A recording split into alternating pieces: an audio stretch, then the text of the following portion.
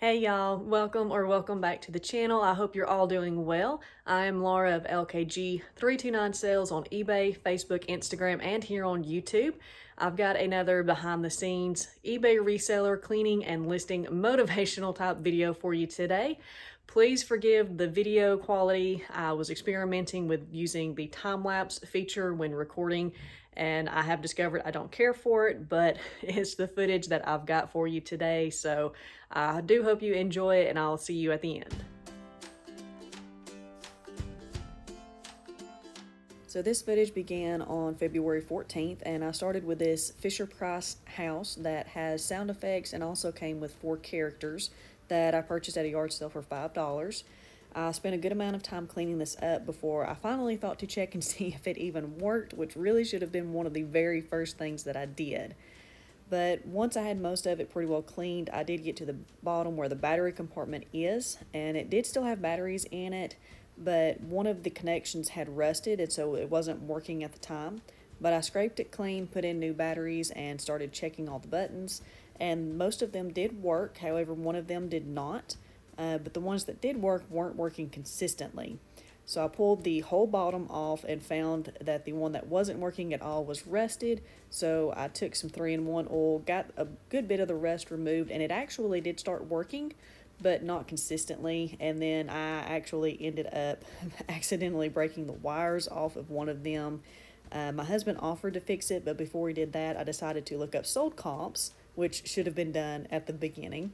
But I was very disappointed with the results and simply cut my losses on it, as I'd already spent too much time trying to clean it and get it working. I did end up keeping 3 of the 4 characters that came with it, as they were Fisher-Price brands, so I did still get something to list out of it. The next items I worked on were all electronics. These were all purchased at various yard sales except for the VCR, which was actually given to me by a friend specifically to sell. She no longer needed it or wanted it, so she asked if I sold VCRs and if I wanted another one to sell. I ended up getting it, testing it, and it worked great aside from needing a little assistance when it was ejecting a tape, but I put that in the description and it still sold having that issue. The rest of the items run on a car charging port, so I tested each one in the car off camera and was very pleased to find that all of them worked. So I took pictures of them working in the car and then brought them inside, gave them a good cleanup, worked up drafts, and took photos, and then got the listing scheduled out for this day.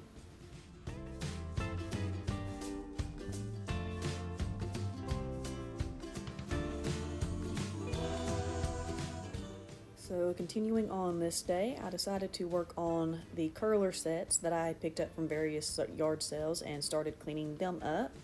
I clean these by wiping everything down with rubbing alcohol, as it does a great job at removing any product buildup on the items, and when possible, I will also take the base apart to clean out any hair or dust that may be sitting in the bottom of it.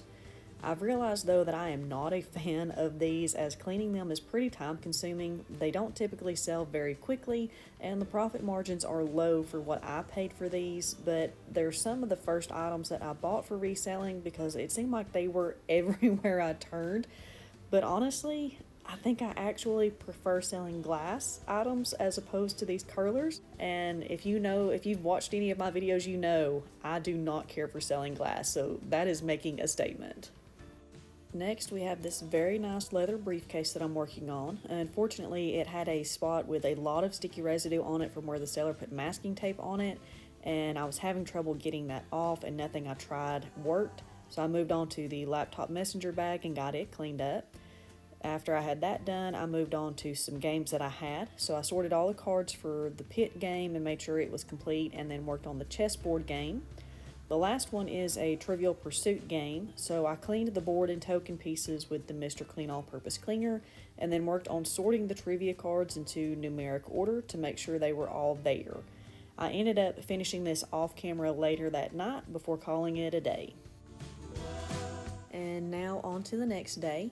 So I started by clearing and cleaning my table off, and then grabbed a group of 5 items to start working up some drafts for on my iPad. I do start the listing process from my iPad, as it is easier for me to type with the keyboard that I have with it, and it also gives me a bigger screen for easier viewing while I'm researching and doing sales comps. I also take time to get the weight and DIMS information for shipping, so that way I have all the information in there and all that is left is taking photos. So once the drafts are completed, I move to the eBay app from my phone and I take the photos directly from the draft. So that way there are no pictures that are taking up storage on my phone, and I don't have to remember to go back in later and delete those off of my phone, and I don't have to worry about risking deleting photos that I still need by doing it this way.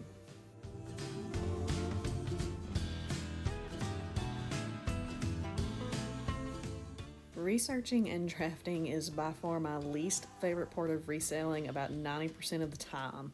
I feel like it takes me forever because I want the listing to be as accurate as possible, even when it's a low profit item, but especially when it's a higher profit one. And I'm just not great with figuring out a material type when there's nothing to plainly state what it is. And I'm always hesitant to mark anything as vintage just because it looks vintage or simply because someone else has had it listed that way.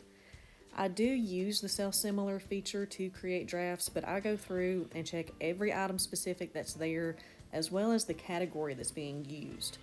There have been too many times that I've found where these were not accurate or were using a category that made no sense. So I do not simply click sell similar, add photos of my item, and then list it, as I'm pretty concerned that doing so will either prevent the item from selling or possibly even lead to an item not as described return. I personally prefer to leave item specifics blank as opposed to guessing what it is, and I've heard in the past that entering not applicable or does not apply can hinder the listing, so I tend to only fill in what I confidently feel is correct. Every now and then I do really enjoy researching, like when I have an item that I purchased cheap without having much or any knowledge as to what it is, and then finding out it's actually worth something. The vast majority of the time, that's just simply not the case. So here I've brought the nice briefcase back out that had the sticky gunk left on it from the masking tape that I had previously failed to remove. My husband suggested trying WD-40 to get it off, and it worked so well. It made it very easy to wipe the gunk off without hurting the polish, and then I pulled out a nice black leather bag which had the same issue. I successfully used the WD-40 on it as well, and then proceeded to wipe it down with Armor All to clean and condition the leather. I've used the WD-40 several times since then to remove thick, sticky residues, and so far it hasn't failed me yet. So it's certainly worth a try if your other options aren't working for you and you're comfortable with using it. The remaining items I simply wiped down with the all-purpose cleaner and then proceeded to create drafts.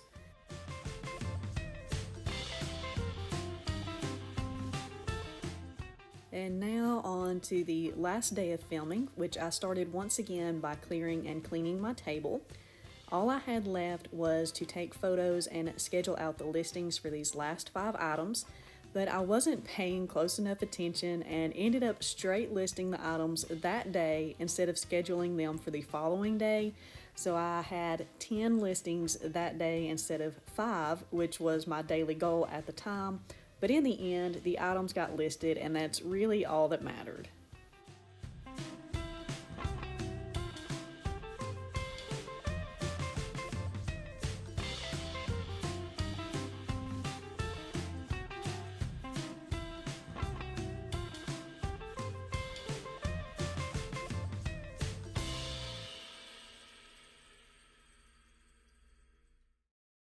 And now for some numbers for those of you who are interested in this part. I normally have the total amount of time that I spent cleaning and listing as well as a potential hourly rate at the end. However, I used the time-lapse function when recording the footage, so I don't actually know how long I spent working on this, but here are the numbers that I do have. So the total listings I was able to generate from these items was 20. And at 5 listings per day, which is what I was doing at the time, I was able to get 4 days worth of listings that I actually ended up only doing 3 days, since that last one I accidentally listed 10 items instead of the 5. My total listed price for these items was $306.70. My cost of goods is at $61.50. My estimated eBay fees, which I figure based on 12% of the listed price plus 30 cents per listing, and I did round it up a little bit this time to $45. My estimated shipping supplies cost, I have at $8. I do use the USPS free priority mail boxes as often as possible, but those cannot be used for media mail or first class items, and so I do have some expenses for boxes as well as packing tape, bubble wrap, etc. And so I just give a small number of $8 for that, and leaving me with a potential profit of $192.20 for these items. And since this footage was filmed, I have had some items sell, so I wanted to share these numbers with you also. So the total number of items sold is at 11. The listed price for these items was $184.80. The actual sold price for them is $169.84, as I did accept best offers on 5 of them. The cost of goods was $45.73. My eBay fees came in at $35.74, leaving a profit of $88.37. Now, I did not track the shipping supplies for these items, so I don't know what the cost was there, but I do make a little on the shipping, so I'm sure it was covered. And this profit that was made was turned back into more inventory to list or used to purchase equipment for my eBay space. Okay, guys, so that's all I've got for you in today's video. I do hope you enjoyed it. If you did, please hit that like button to let me know. Also, if you haven't already, hit that subscribe button and click the bell so you can be notified when new videos are uploaded. Feel free also to leave me a comment below if you have any feedback, questions, or suggestions. Thanks so much for watching, and I hope to see you in the next one.